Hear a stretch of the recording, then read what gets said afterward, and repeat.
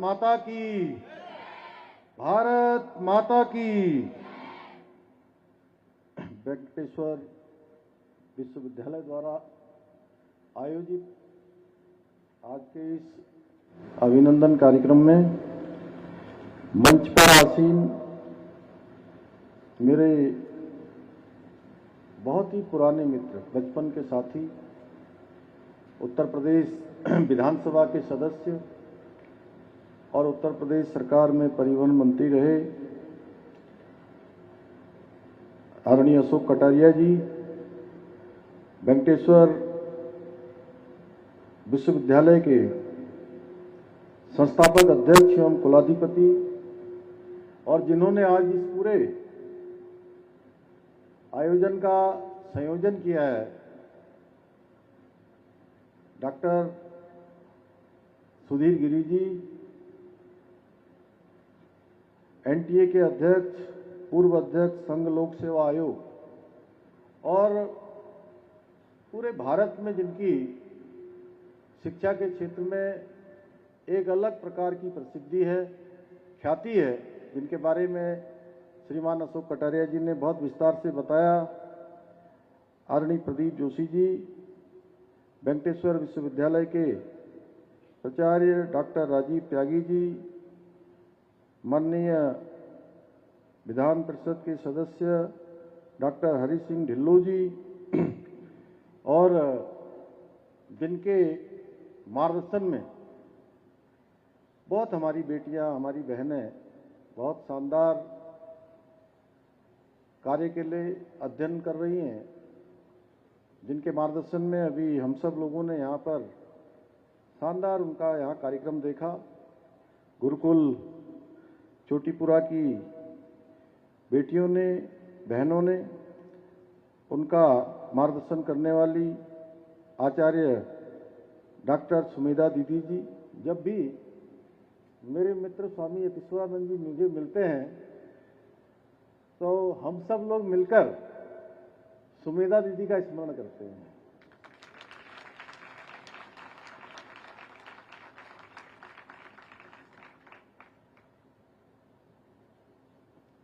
Bharatiya Janata party के जिला अध्यक्ष उदयगिरी जी, गोस्वामी जी, हमारे छोटे भाई चौधरी अनुज प्रधान जी, श्री अमित कुमार आनंद जी, पुलिस अधीक्षक अमरोहा, डॉक्टर कृष्णकांत दवे जी, कुलपति वेंकटेश्वर विश्वविद्यालय, doctor Piyush Pandey ji, vice chancellor Venkateshwara विश्वविद्यालय, डॉक्टर मधु चतुर्वेदी जी, विद्वान कवि एवं साहित्यकार एवं विश्वविद्यालय के सभी सम्मानित हमारे सभी अधिकारीगण, सभी शिक्षकगण और इस कार्यक्रम में आए हुए सभी अतिथिगण, विभिन्न विभिन्न क्षेत्रों के विद्वान, अनेक क्षेत्रों में जिनको विशेषताएं प्राप्त हैं, विशिष्टताएं प्राप्त हैं, ऐसे सभी महानुभाव और आज जिनकी संख्या अत्यधिक दिख रही है, ऐसे मेरे सभी प्रिय छात्र एवं छात्राएं, मीडिया के सभी हमारे मित्र, सभी बंधु, पत्रकार मित्र, छायाकार बंधुओं, मैं सर्वप्रथम तो आज इस परिसर में मुझे आमंत्रित कर उत्तराखंड में समान नागरिक संहिता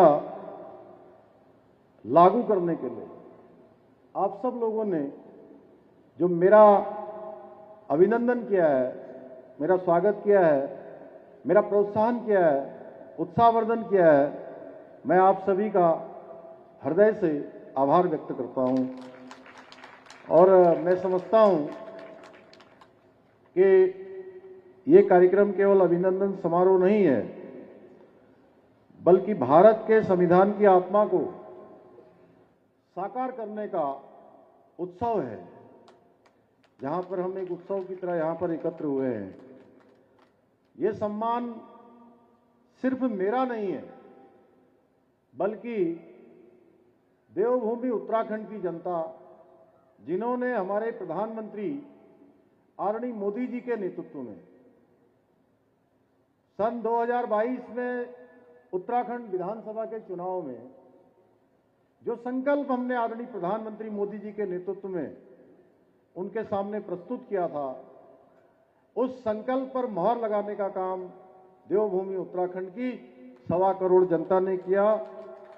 इसलिए ये सम्मान देवतुल्य उत्तराखंड की 1.25 करोड़ जनता का सम्मान है, जिन्होंने देवभूमि उत्तराखंड में पहली बार राज्य स्थापना के बाद पहली बार एक मिथक तोड़ने का काम किया। एक परिपाटी थी कि वहां हर चुनाव में वहां सरकार बदल जाती है। चुनाव होगा, अगर इस पार्टी की सरकार है तो दूसरी पार्टी की बनेगी, दूसरी पार्टी की है तो फिर पहली वाली पार्टी की बन जाएगी। ऐसा क्रम 4 चुनावों में लगातार चलता रहा। भाइयों बहनों, पहली बार हमारे प्रधानमंत्री मोदी जी के नेतृत्व एवं मार्गदर्शन में उत्तराखंड की जनता ने यह मिथक तोड़ दिया, ये परिपाटी बदल दी और एक इतिहास बना दिया। भारतीय जनता पार्टी की सरकार को दोबारा मौका देकर काम करने का अधिकार दे दिया। ये सम्मान उन माताओं बहनों का है। कल ही हमने अंतर्राष्ट्रीय महिला दिवस मनाया है और हम महिला अधिकारों की बात करते हैं। भाइयों बहनों, ये समान नागरिक संहिता का कानून जो पूरे देश की 50% आबादी है, जिसके बारे में बहुत सुंदर गीत हमारी बहनों ने यहां पर गाया था अभी, ये उस 50% आबादी मातृशक्ति के लिए 100% का कानून कोई कानून है तो समान नागरिक संहिता का कानून है। और उन माताओं बहनों का सम्मान है जिन्होंने अपने अधिकारों की लड़ाई लगातार लड़ी है। ये सम्मान उन संविधान निर्माताओं का है, बाबा साहब अंबेडकर समेत देश का संविधान बनाने वालों का सम्मान है, जिन्होंने संविधान के अनुच्छेद 44 में समान नागरिक संहिता की कल्पना को स्थान देकर एक समरस समाज का स्वप्न देखा था। भाइयों बहनों, आदरणीय प्रधानमंत्री जी के नेतृत्व में आज हमारा देश आगामी 2047 तक एक विकसित राष्ट्र के रूप में स्थापित होने की ओर अग्रसर है। लगातार हम उस दिशा में आगे बढ़ रहे हैं। एक एक करके हमारे संकल्प सिद्ध हो रहे हैं। भारत लगातार आगे बढ़ रहा है। पूरी दुनिया के अंदर भारत की वैश्विक पहचान बढ़ रही है। हमारी ताकत बढ़ रही है। हमारे को पहले से कहीं अधिक मान्यता मिल रही है। और अगले 22 वर्षों में जब भारत एक विकसित राष्ट्र के रूप में स्थापित होगा, उस समय देश के सभी नागरिकों के अधिकारों में समानता होगी, जिसकी शुरुआत हमने उत्तराखंड में कर दी है। आदरणीय प्रधानमंत्री जी से मार्गदर्शन लेकर लागू की गई ये समान नागरिक संहिता पूर्ण रूप से संविधान सम्मत होने के साथ साथ बाबा साहब भीमराव अंबेडकर जी के सपनों को भी साकार करती है। अगर मैं एक वाक्य में कहूं तो समान नागरिक संहिता जाति, धर्म, लिंग आदि में अंतर के आधार पर कानूनी मामलों में होने वाले भेदभाव को खत्म करने का एक संवैधानिक उपाय है। यूसीसी के लागू होने से न केवल राज्य से सभी नागरिकों को समान अधिकार प्राप्त हुए हैं, बल्कि प्रदेश में महिला सशक्तिकरण के एक नए अध्याय की भी शुरुआत हुई है, क्योंकि यूसीसी के माध्यम से उत्तराखंड की मुस्लिम बहन बेटियों को अब जो तमाम कुरीतियां हैं, उन कुरीतियों का सामना नहीं करना पड़ेगा। हलाला का सामना नहीं करना पड़ेगा, इज्जत का सामना नहीं करना पड़ेगा, बहु विवाह, बाल विवाह और 3 तलाक जैसी कुरीतियों से मुक्ति मिलेगी। इसके साथ ही अब कोई महिला उत्तराधिकार या संपत्ति के अधिकार में भेदभाव का भी उसको शिकार नहीं होना पड़ेगा, उसकी उपेक्षा का शिकार नहीं होना पड़ेगा। इतना ही नहीं, समान नागरिक संहिता से जो न्यायिक प्रक्रिया है वो सरल होगी, तेज होगी, निर्णय तेज गति से होंगे, जिससे अनावश्यक रूप से जितने मुकदमे हैं उन मुकदमों में कमी आएगी। न्यायपालिका पर भी बोझ कम होगा। भाइयों बहनों, ये कोई सामान्य कानून नहीं है।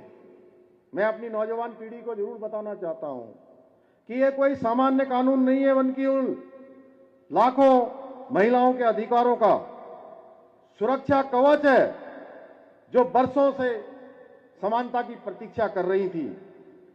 मैं आप सभी को बताना चाहता हूं कि जब से हमने यूसीसी को उत्तराखंड में लागू किया है, तब से मुझे जब भी हमारी मुस्लिम बहनें मिलती हैं तो वह सदैव इस बात के लिए धन्यवाद देती है कि हमने यूसीसी जैसा कानून लागू करने का साहस दिखाया है। आज के इस अवसर पर मैं यह भी स्पष्ट करना चाहता हूं, क्योंकि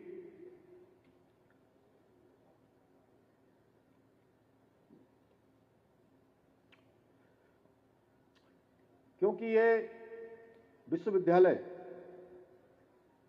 हमारा ऐसे लोगों का केंद्र है जहां से इसकी आवाज पूरे हिंदुस्तान के अंदर जाने वाली है, सारे नौजवान पीढ़ी में जाने वाली है, गांव खेत खलिहान तक पहुंचने वाली है। इसलिए मैं बताना चाहता हूं कि समान नागरिक संहिता किसी धर्म या पंथ के खिलाफ नहीं है, बल्कि ये समाज की जितनी कुप्रथाएं हैं उनको मिटाकर सभी नागरिकों में समानता से समरसता स्थापित करने का एक कानूनी प्रयास है। इस कानून के माध्यम से किसी भी धर्म की मूल मान्यताओं और प्रथाओं को नहीं बदला गया है, केवल और केवल कुप्रथाओं को दूर किया गया है।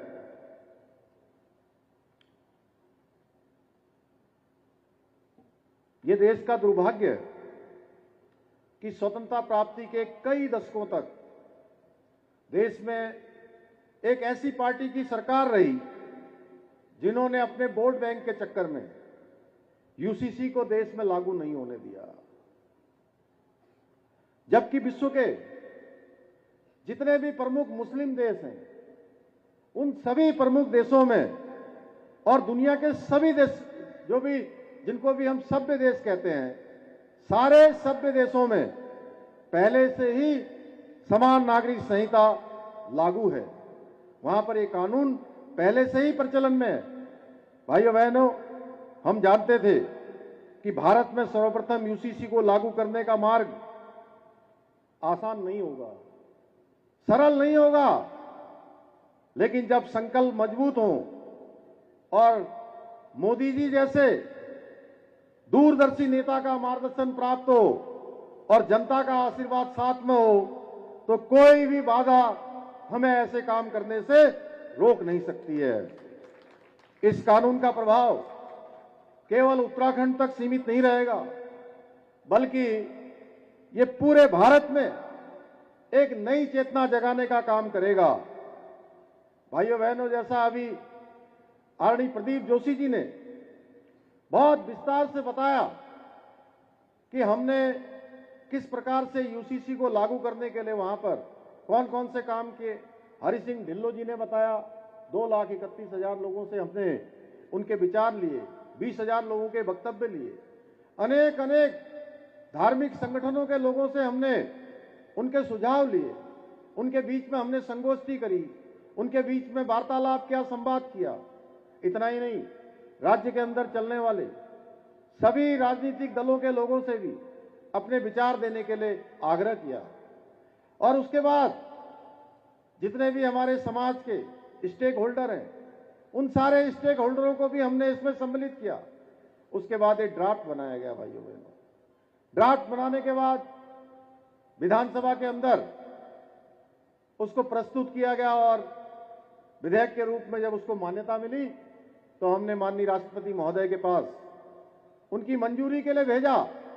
राष्ट्रपति महोदय ने जब अपनी मंजूरी दे दी तो एक्ट बनाने के लिए हमने एक्ट बनाने वाली कमेटी का निर्माण किया। एक कमेटी बनाई, उस कमेटी ने कई महीनों तक काम करने के बाद जब एक्ट बनाकर तैयार किया और हमने प्रशिक्षण इत्यादि, चूंकि हम पहला राज्य उत्तराखंड देवभूमि हो रहा था, देश की आजादी के बाद ये गौरव देवभूमि को प्राप्त हो रहा था, तो हमने कहा कि इसमें किसी प्रकार से भी कोई कमी नहीं रहनी चाहिए।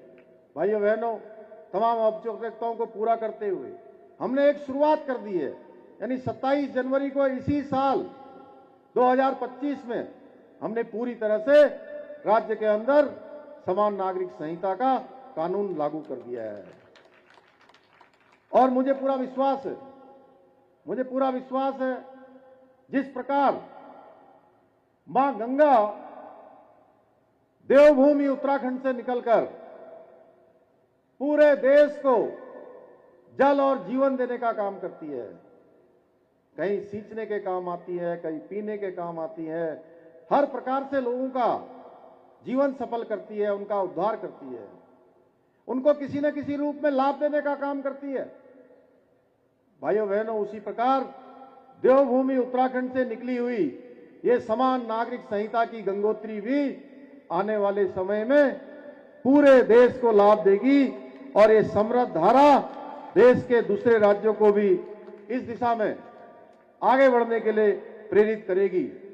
इसी विश्वास के साथ आप सब इतनी बड़ी संख्या में आए, आप सबने मेरा सम्मान किया। अनेक लोगों ने अपना, जिनका समय बड़ा अमूल्य है, इस मंच पर ऐसे लोग बैठे हैं, मैं प्रदीप जोशी जी की बात करूं, अनेक उनके पास असाइनमेंट होते हैं, इतने काम होते हैं। हमारे सभी लोग समाज के क्षेत्रों में अपना अपना योगदान दे रहे हैं। आप सब इतनी बड़ी संख्या में यहाँ आए हैं। हमारी बहनें जो शानदार गीत के माध्यम से हम सबको प्रेरणा दे रही है, हम सबको एक दिशा देने का काम कर रही हैं। हमारे पत्रकार मित्र, छायाकार बंधु जो आज यहाँ पर दूसरे की संख्या में आए हैं, लेकिन कल लाखों लोगों तक ये हमारा संदेश पहुंचाने का काम करेंगे। मैं उन सभी का, शासन के लोगों का भी विशेष रूप से बहुत धन्यवाद करते हुए और इस विश्वास के साथ मुझे आमंत्रित कर इस विवादकारी कानून को धरातल पर उतारने हेतु हमें आशीर्वाद देने वाली उत्तराखंड की जनता को, उत्तराखंड की जनता के प्रतिनिधि के रूप में आपने मेरा सम्मान किया है। उत्तराखंड की जनता को सम्मानित करने के लिए मैं आप सभी का हृदय से आभार व्यक्त करते हुए अपनी बात को समाप्त करता हूँ। बहुत बहुत धन्यवाद।